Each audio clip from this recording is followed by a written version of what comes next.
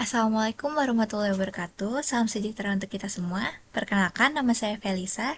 Saya salah satu mahasiswa dari Institut Teknologi Bandung, Prodi Matematika tahun 2024. Di mana di sini saya merupakan anggota kelompok dari kelompok 7 K18 WI 2005 pada mata kuliah Bahasa Indonesia.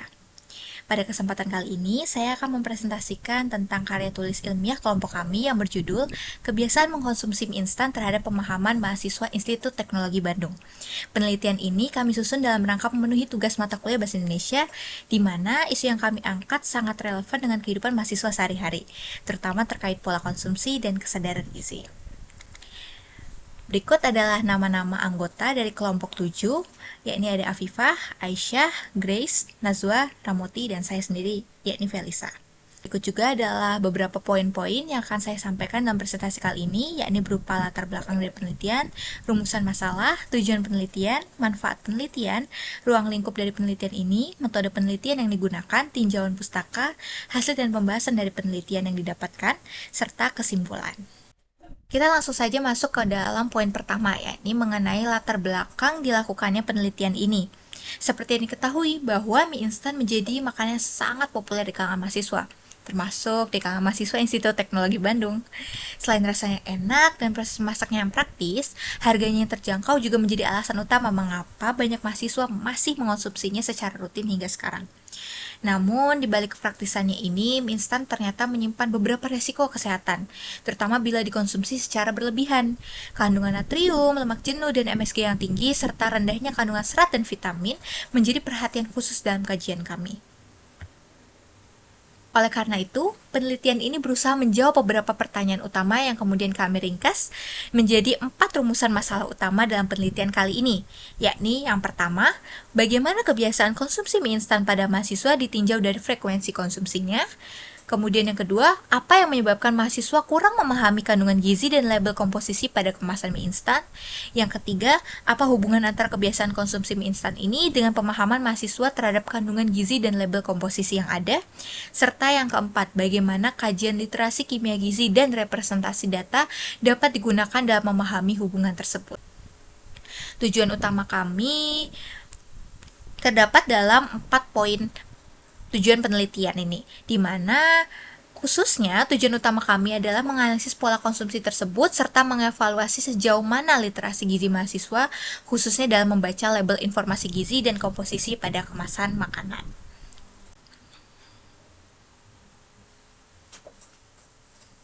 Nah, untuk poin manfaat penelitian ini, terdapat manfaat teoritis dan juga manfaat praktis, di mana secara teoritis penelitian ini berkontribusi dalam pengembangan kajian literasi kimia gizi, dan secara praktis kami harap hasil ini dapat meningkatkan kesadaran mahasiswa akan pentingnya membaca label gizi sebelum membeli atau mengonsumsi produk pangan. Dalam poin ruang lingkup dan metode penelitian ini pada dasarnya difokuskan pada mahasiswa aktif ITB dengan metode campuran antara kuesioner kuantitatif dan wawancara kualitatif, di mana strategi metode campuran digunakan adalah metode konkuren atau sewaktu-waktu, yaitu penelitian yang menggabungkan data kuantitatif dan kualitatif dalam satu waktu, lalu kedua data tersebut dibandingkan. Pada tahun 1958. Seiring dengan perkembangan zaman, konsumsi mie instan ini meningkat tajam, terutama di kalangan mahasiswa yang tinggal jauh dari rumah. Beberapa penelitian sebelumnya menunjukkan bahwa pengetahuan gizi mahasiswa umumnya masih rendah.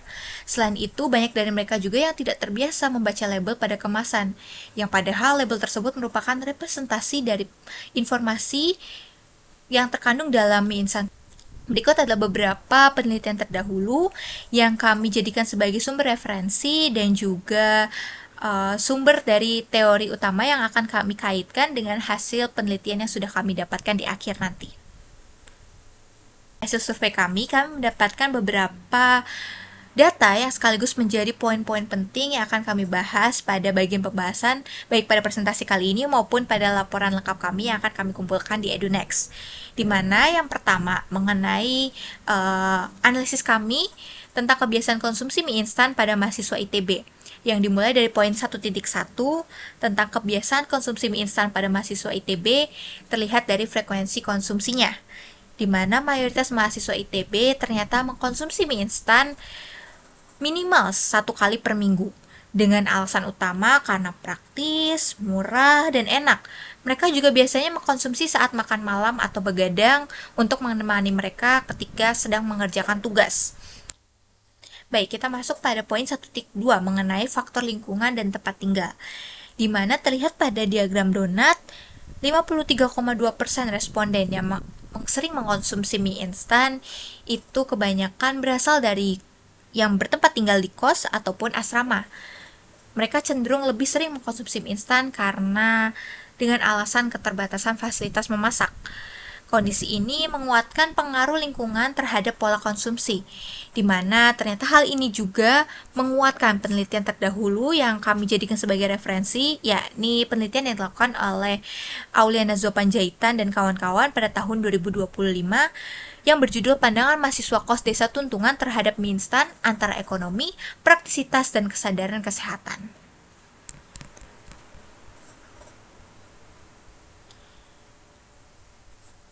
Selanjutnya, kita masuk pada poin kedua mengenai apa penyebab rendahnya pemahaman mahasiswa terhadap label gizi yang ada dalam kemasan mie instan. Kita mulai dari 2.1, yakni kita mencoba menganalisis tentang kebiasaan membaca label gizi yang ada pada mahasiswa ITB sebagai responden kami, di mana ternyata kami mendapatkan data temuan berupa sebanyak 49% mahasiswa ternyata tidak pernah membaca label gizi sebelum mengkonsumsi mie instan. Dan hal ini ternyata berkaitan juga tentang poin 2.2 yang akan kita bahas mengenai terjadinya miskonsepsi dan rendahnya pemahaman istilah gizi yang terjadi pada mahasiswa ITB saat mengkonsumsi mie instan, di mana kita dapatkan data bahwa banyak mahasiswa yang menganggap kadar natrium dalam mie instan itu hanya cukup tinggi, yakni sebesar 63,8%. Sedangkan yang menganggap bahwa kandungan natriumnya sangat tinggi hanya sekitar 25,5%, hanya sekitar seperempat dari responden kami, yang padahal lebih beresiko daripada itu dan tergolong sangat tinggi.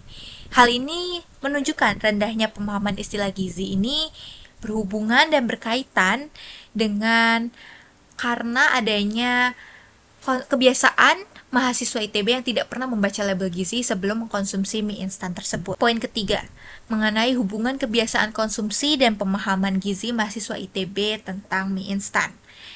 Walaupun 66% mahasiswa mengetahui konsumsi mie instan berlebihan memiliki dampak negatif terhadap kesehatan, namun 78,7% diantaranya ternyata tetap memakan atau mengkonsumsi minimal 1 kali per minggunya. Kita masuk kepada poin keempat mengenai peran literasi kimia gizi dan representasi data yang lebih baik pada pola konsumsi mie instan khususnya pada mahasiswa ITB, di mana kami menemukan data dari responden kami bahwa mayoritas mahasiswa tertarik untuk belajar kandungan gizi dan juga tertarik untuk mengikuti edukasi gizi yang lebih baik khususnya pada label makanan yang mereka konsumsi, namun ingin info gizi sebaiknya disajikan secara visual, misalnya saja dalam bentuk grafik. Nah, dari data-data yang sudah kami dapatkan dari responden, temuan-temuan yang kami dapatkan yang kemudian kami kaitkan dengan penelitian-penelitian terdahulu yang kami jadikan juga sebagai tinjauan pustaka dan juga teori-teori dasar dari temuan data yang kami dapatkan, kami akhirnya mencoba menyarankan atau menemukan dan juga mengusulkan 2 solusi yang bisa kami tawarkan, di mana yang pertama mengenai perlunya dilakukan redesign label gizi secara visual, di mana warna, grafik, atau indikator visual kami harapkan dapat membantu mahasiswa untuk bisa memahami resiko kandungan seperti natrium atau lemak jenuh, serta kandungan-kandungan dan istilah-istilah gizi lainnya secara lebih baik.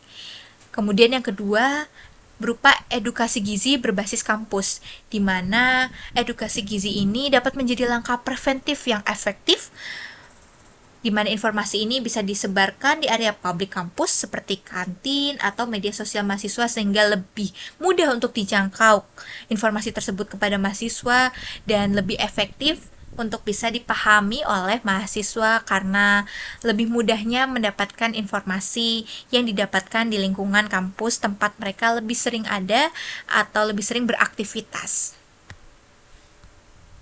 Nah, dari penelitian-penelitian itu, akhirnya kami menemukan beberapa poin kesimpulan yang akhirnya menjadi poin-poin utama yang kami harapkan bisa menjawab 4 poin rumusan masalah yang kami rumuskan di awal, yakni di mana yang pertama, mayoritas mahasiswa ITB mengkonsumsi mie instan 1-3 kali per minggu, terutama minimal 1 kali dalam seminggunya, dengan alasan utama kepraktisan, harga terjangkau, serta keterbatasan waktu dan preferensi rasa.